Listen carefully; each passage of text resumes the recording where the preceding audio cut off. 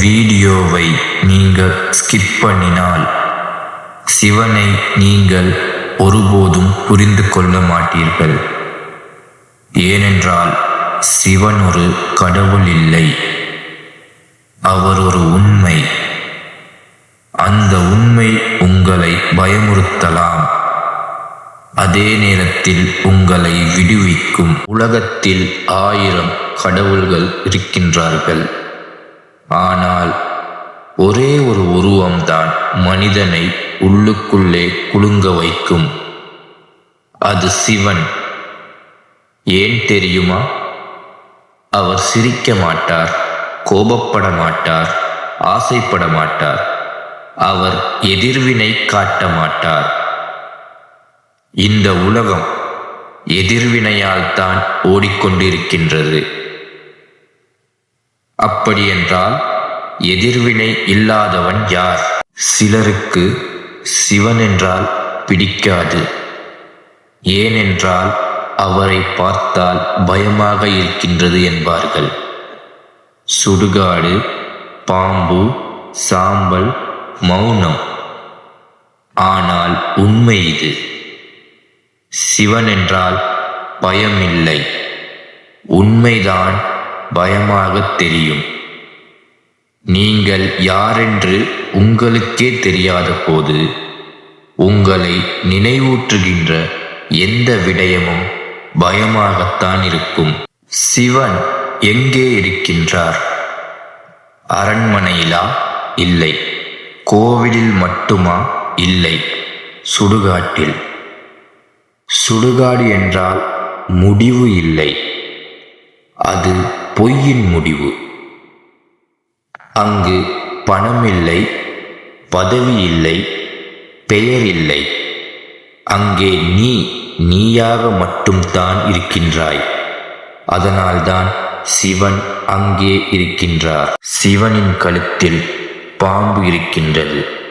அது ஏன் தெரியுமா?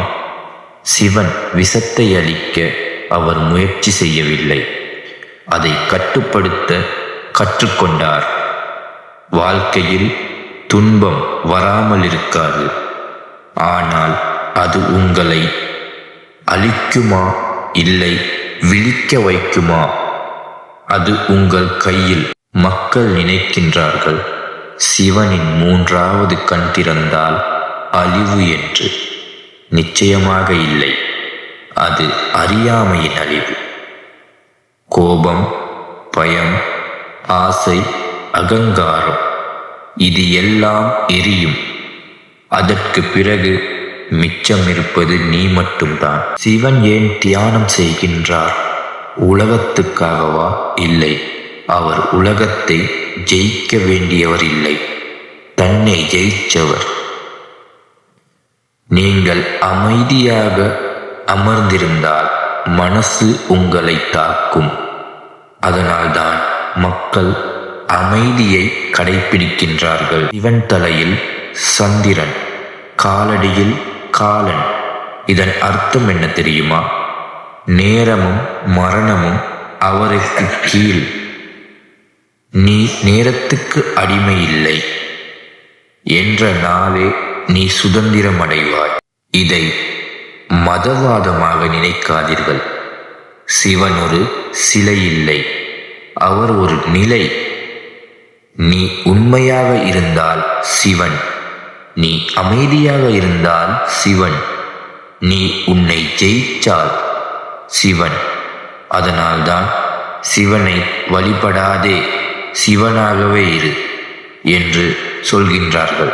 இந்த வீடியோ உங்களை கொஞ்சமாவது மௌனமாக்கினால் அது போதும். இப்ப கமெண்ட்ல ஒரே ஒரு வார்த்தை எழுதுங்கள், சிவன் அல்லது நான். இந்த சேனல் மதத்தை பற்றி பேசாது, உண்மையை பேசும். ஓம் நம சிவாய.